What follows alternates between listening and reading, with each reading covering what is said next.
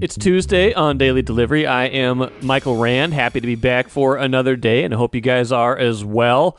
Really good show coming up. Vikings are dominating our attention and the headlines, and certainly this podcast.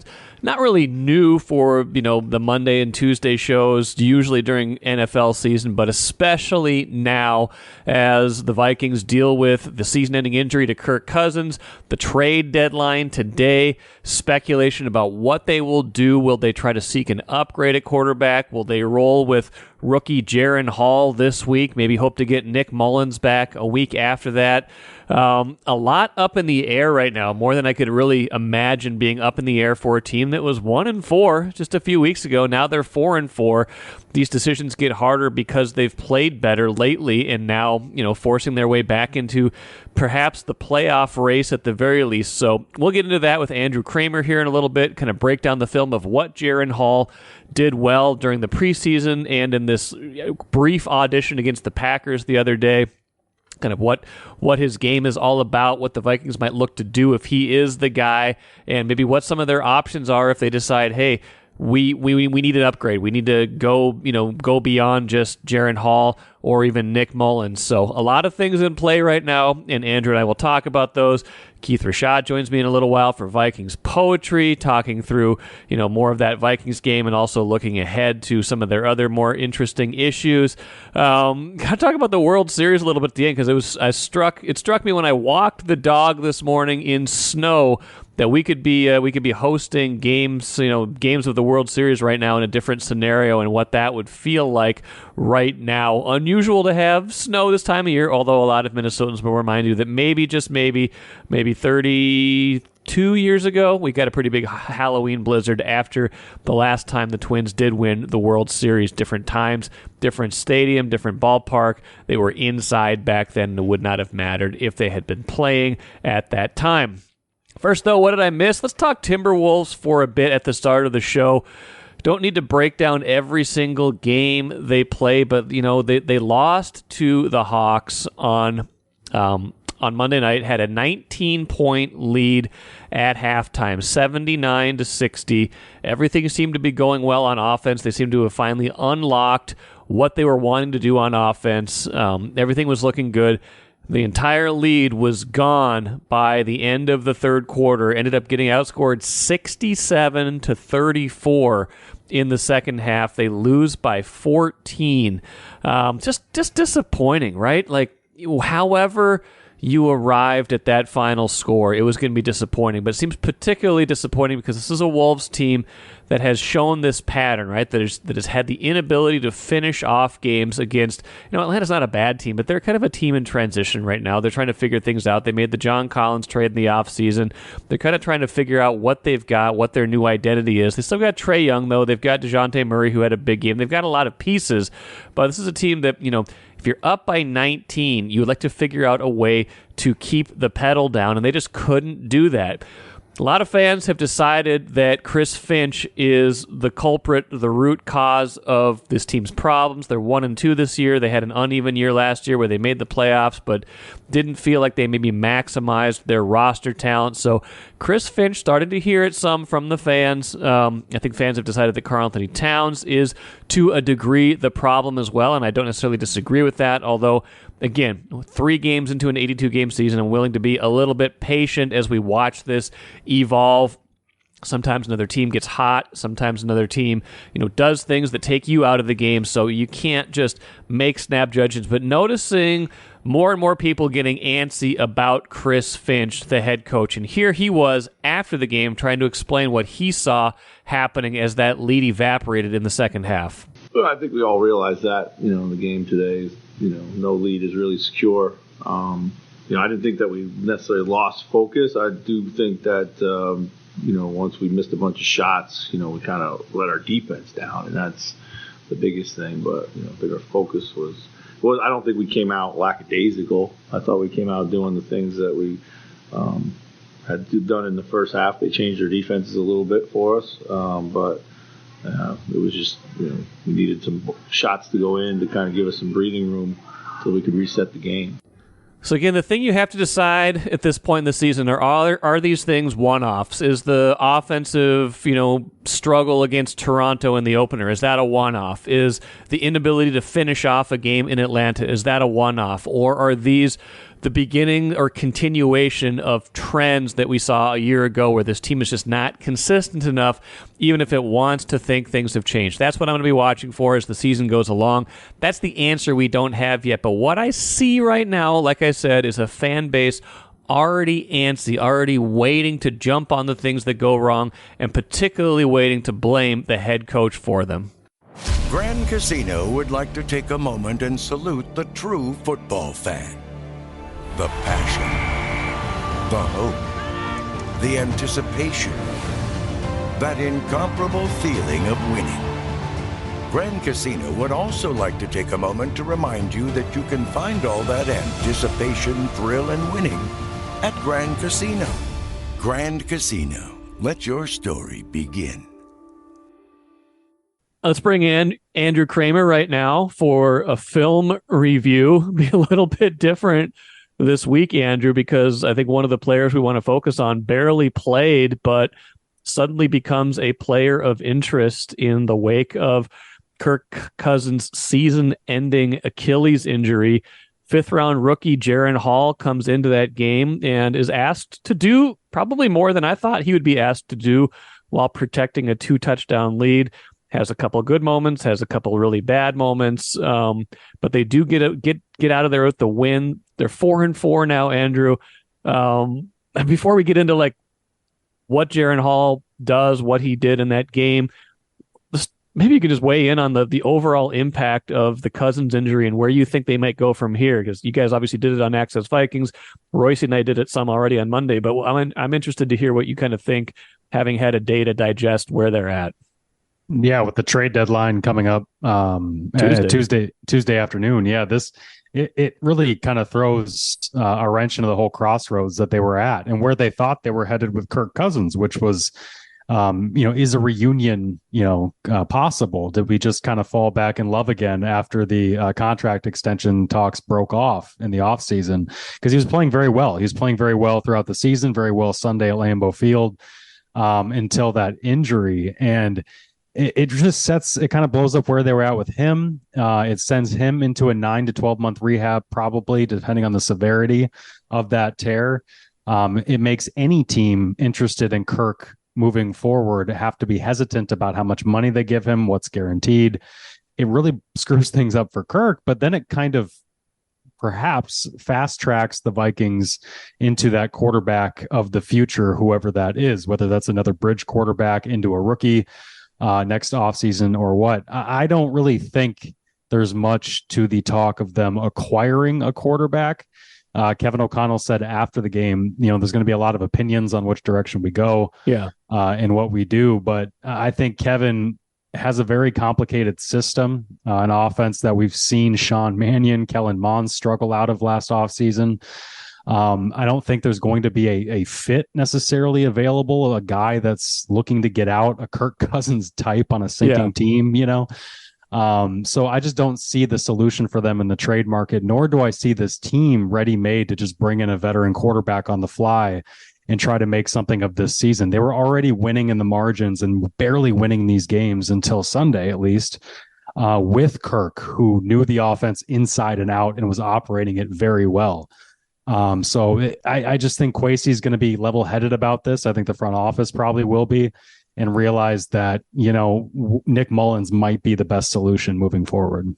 They won't have him for at least another week. So unless something happens that, they add another veteran that they like or do make a trade before Tuesday at deadline, almost certainly seems like it will be Jaren Hall who came in relief of Kirk Cousins in this game.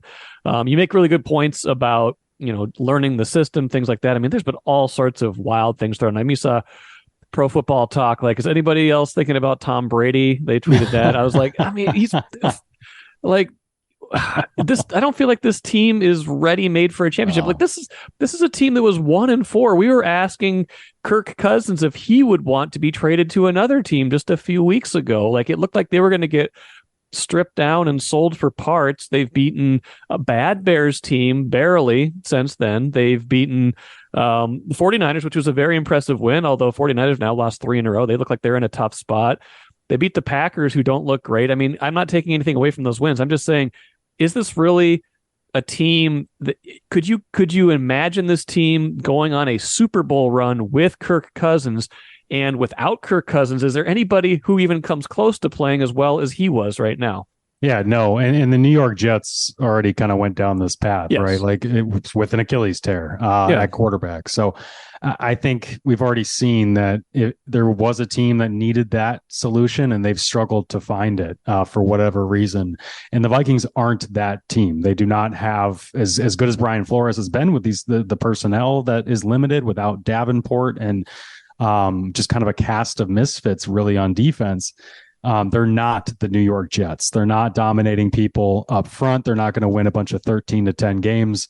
I think the fascination that all these, national media types want to jump into the fray with all these ideas is because you see like a San Francisco team last year go down and be without Brock Purdy in an NFC Championship game, and then the report comes out that Kyle Shanahan was ready to call Phillip Rivers if they made it to the Super Bowl. Yeah.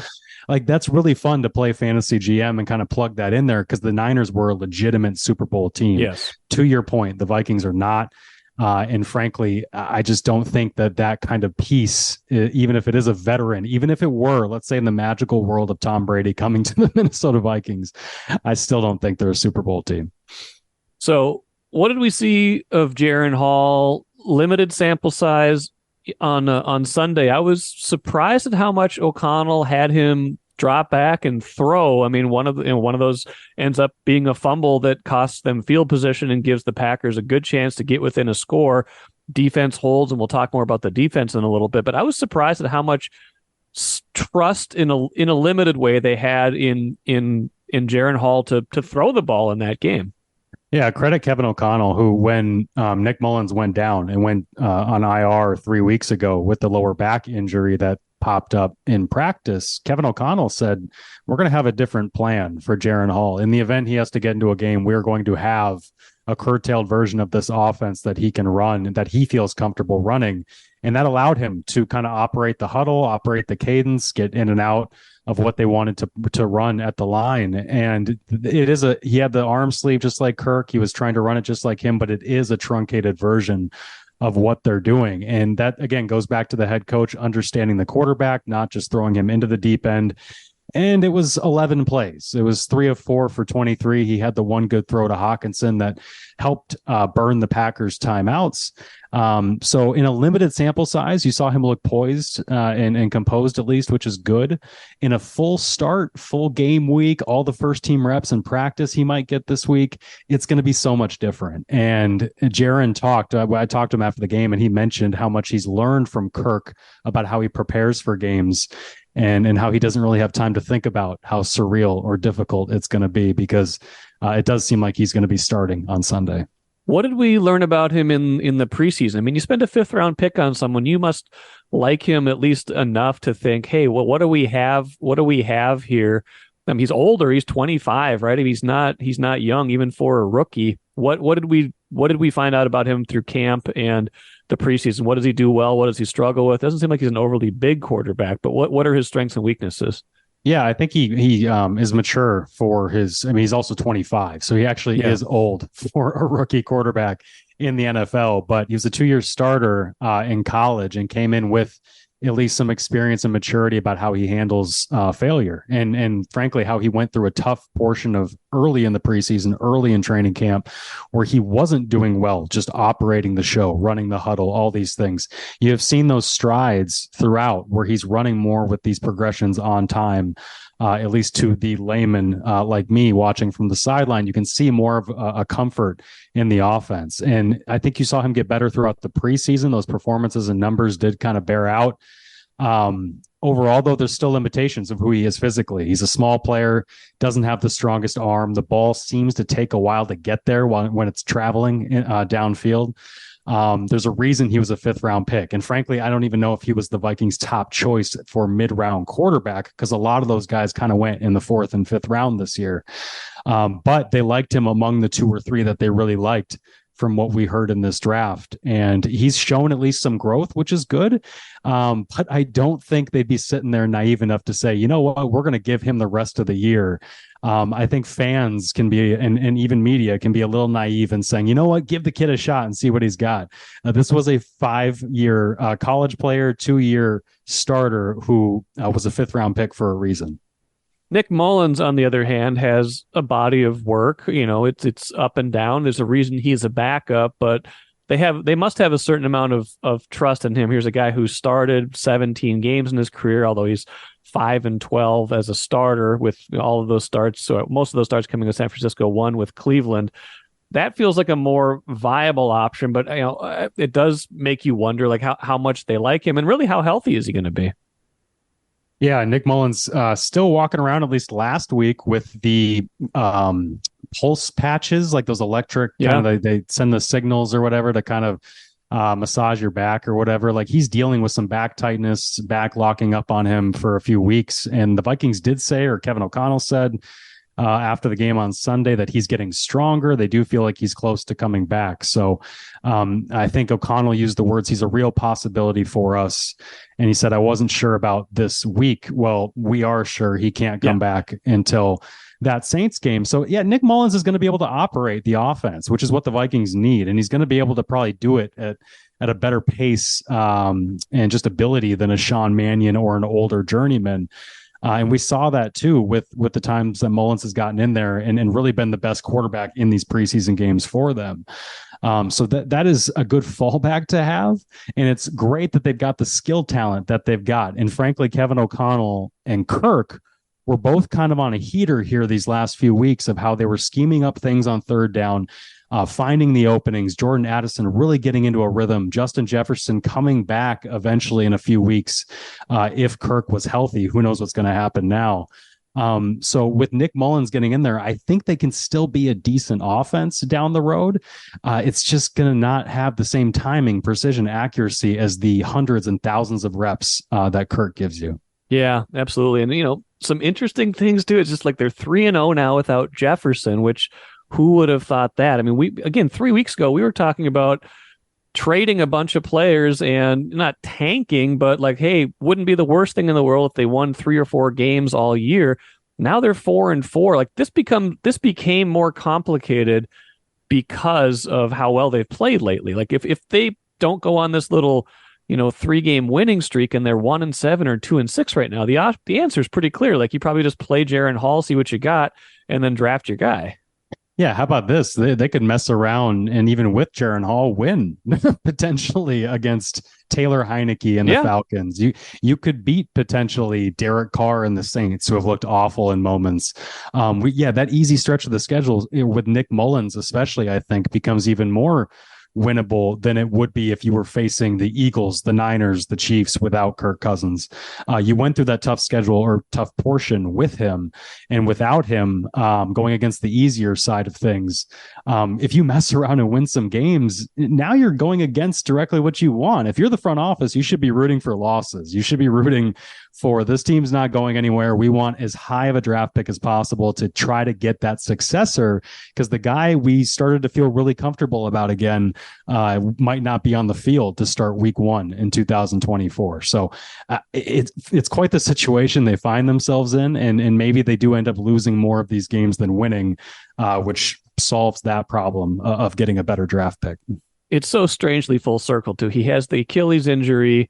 Aaron Rodgers had the Achilles injury in week 1. Rodgers, of course, longtime Packers quarterback. This happens in Lambeau. Jordan Love did not look great in that game, but the Vikings also made him look not great. I mean, one thing that should give them, I think, hope that they can, sustain some level of play is really it's been the defense by and large that's been, complimentary football at the very least. But, you look at their first 2 wins for sure against Carolina and Chicago. They hold San Francisco to 17. They hold Green Bay to 10. Like it's been the defense. Like the offense hasn't scored more than 24 points in a win this year. That's telling you something. Yeah, and I think I don't know the numbers on this, but just rewatching the game, I wouldn't be shocked if this was the lowest blitz rate the Vikings had in a game. And that, my friends, is the confidence meter from Brian Flores on how much he thinks your quarterback can actually do damage. If he thinks that quarterback's dangerous, for the most part, he will blitz the heck out of him just because he doesn't want to give that quarterback like Justin Herbert any time to buy time and find the open guy way downfield against young defensive backs who can be susceptible in coverage. Against Jordan Love, they've rushed 3, they rushed 4. They tried to confuse him at the line, but they often dropped more guys than they rushed. And that to me just showed that there's just no confidence from the Vikings in Jordan Love. And there was certainly no confidence in the Packers and Matt LaFleur and Jordan Love because they were playing just a conservative, tight offense. And they still couldn't even do that. They were missing short throws. They had 11 penalties for almost 100 yards. They had 5 or 6 drop passes in this game.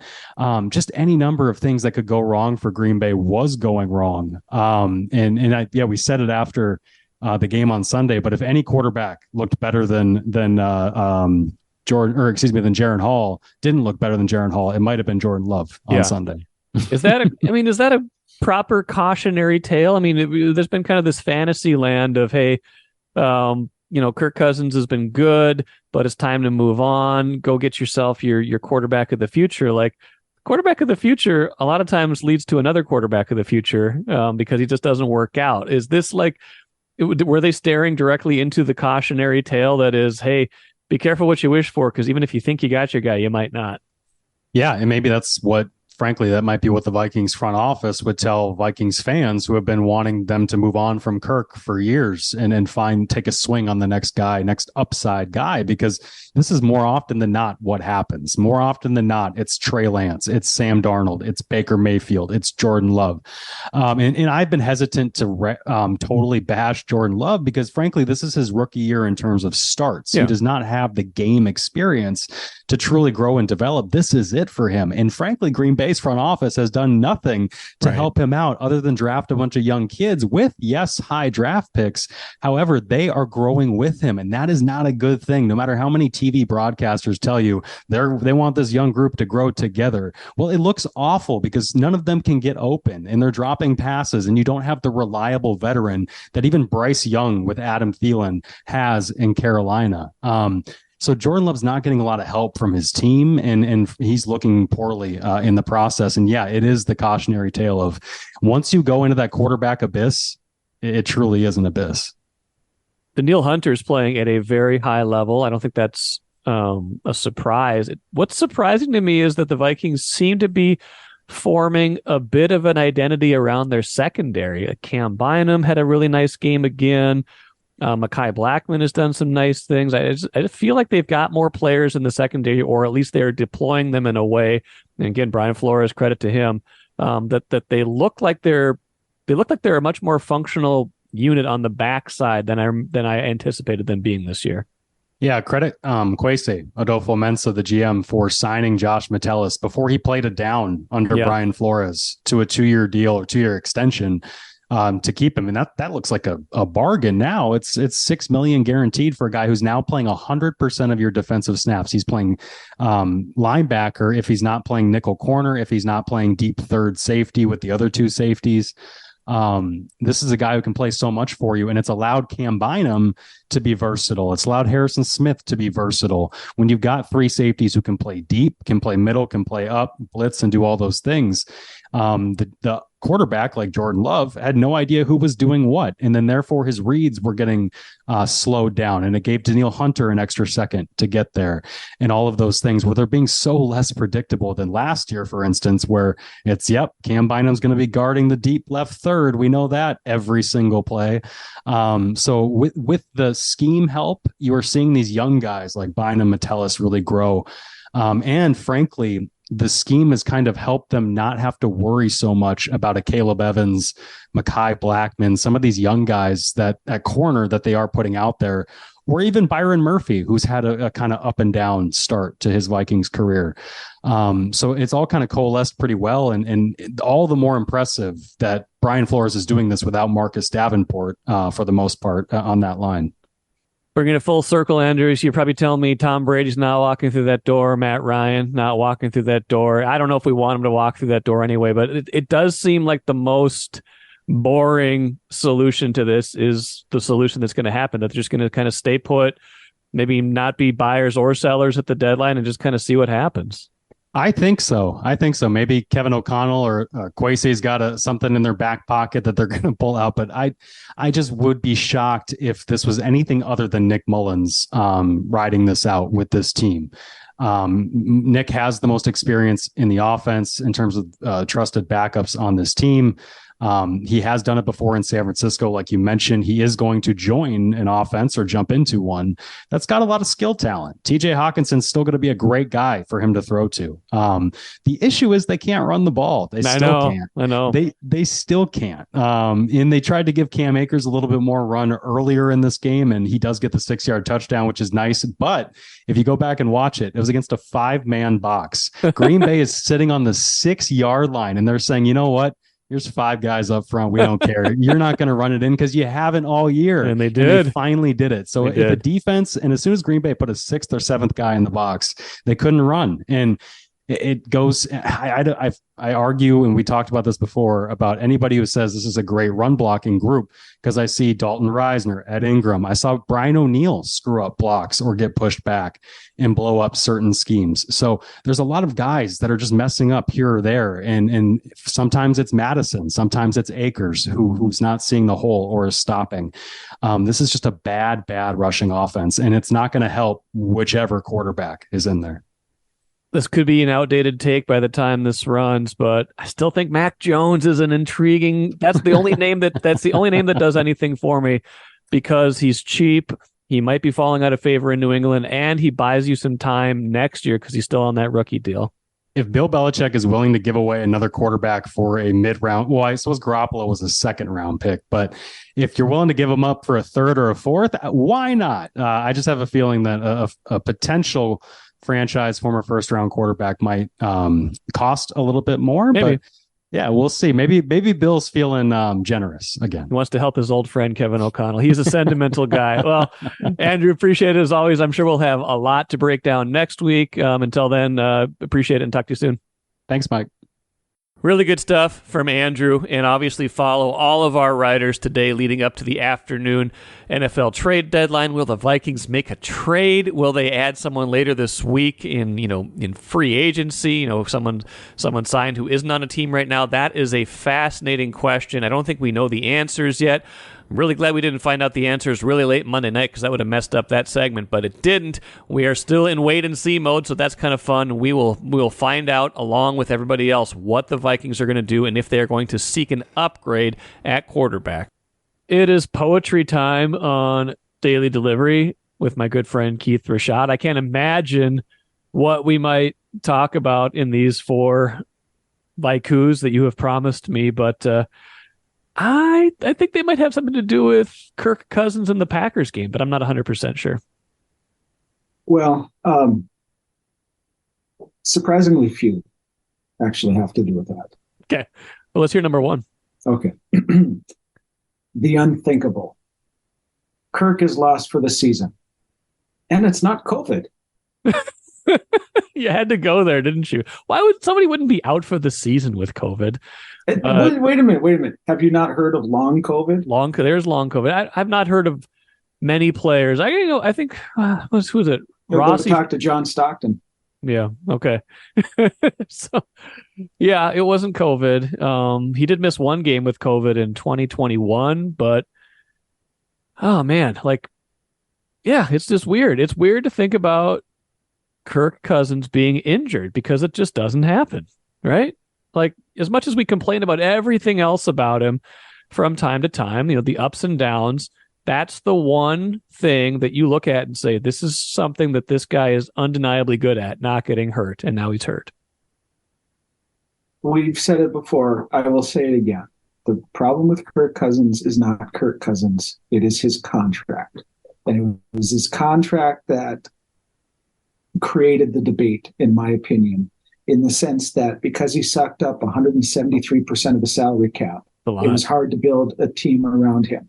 Now, he is clearly a very talented quarterback and is very capable, and we can talk about his shortcomings, but we've seen all kinds of quarterbacks with less talent than him win the Super Bowl. Yes. So I don't think that he was incapable of winning the Super Bowl. I think that his contract made it harder for the team to put the pieces in place to help him win the Super Bowl. But he was incredibly talented and accurate and fairly smart, and maybe not as courageous as we've always wanted him to be, but fairly courageous in being able to take a beating and get on the field. And that throw that he made to Addison was amazing. That was beautiful. Yeah. And that is not a rare throw necessarily for him. He can do that. And so to not have that now, right? And to not, it gives us the opportunity to at least appreciate what he did bring to the table. And lets us put aside the conversation about his contract, which, in my opinion, again, was still what really drove the narrative about him, even though people put it in other sorts of terms, and forces us to appreciate what is now gone and probably never going to be there again, because I don't really see a future where he's with this team anymore. Yeah, I mean, they've talked about, what it would look like if he was back next year already. I don't know. I think you're right. It does give you... Whatever. He's not coming back. I don't think so. And they shouldn't want him back. They have wrung every last bit of good quarterback play that they can out of this guy.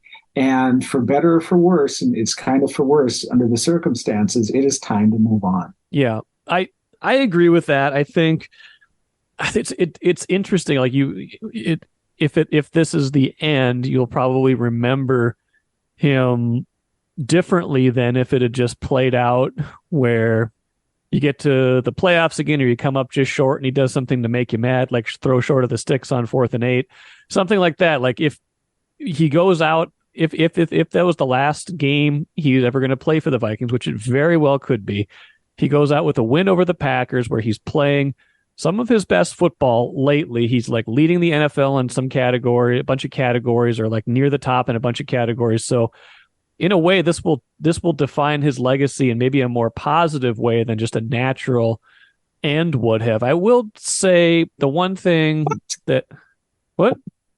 So how's it going to... He did not succeed in the way that we wanted him to succeed, and he ended up leaving the team because he got injured.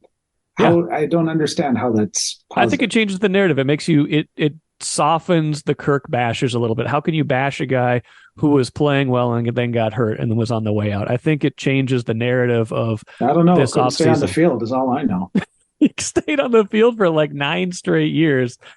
Yeah, I don't know. I think that the Kirk bashing was twofold. It was always the contract. You're right about that. And then it was, is he equipped to win the big games, not because of some sort of like false notion of, clutchness, but because he requires a certain kind of formula. He's not going to extend plays necessarily. He will hang in there and take a hit, but he's not going to extend the play with his feet, get you that kind of surprise 3rd down conversion with some kind of bit of improvisation. So that was always the other bit to me that was hard to reconcile. Like, is this kind of quarterback equipped to win in the modern NFL, especially when he takes up that much of the salary cap? But they were certainly better off with him this year than they will be with anybody else they could possibly put out there right now. And I think that's going to lead to some false equivalencies and some false choices that people are going to make in retrospect. Yeah, well, people are not that bright. Number 2, please. Old things become new. I am reliving my youth. The Packers are trash. And that's the problem, right? It was going to be, for Vikings fans, it was going to be great to celebrate how bad Green Bay is. Like, lost in all this was, man, Jordan Love doesn't look very good. I think we're going to have more opportunities. We very well might.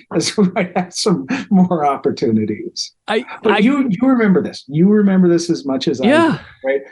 You remember the pre-Brett Favre yes, / it was Aaron great. Rodgers era. It was amazing. Yeah, they were terrible. Nobody even cared about him. It was the Vikings and Bears. It was the Bears you cared about.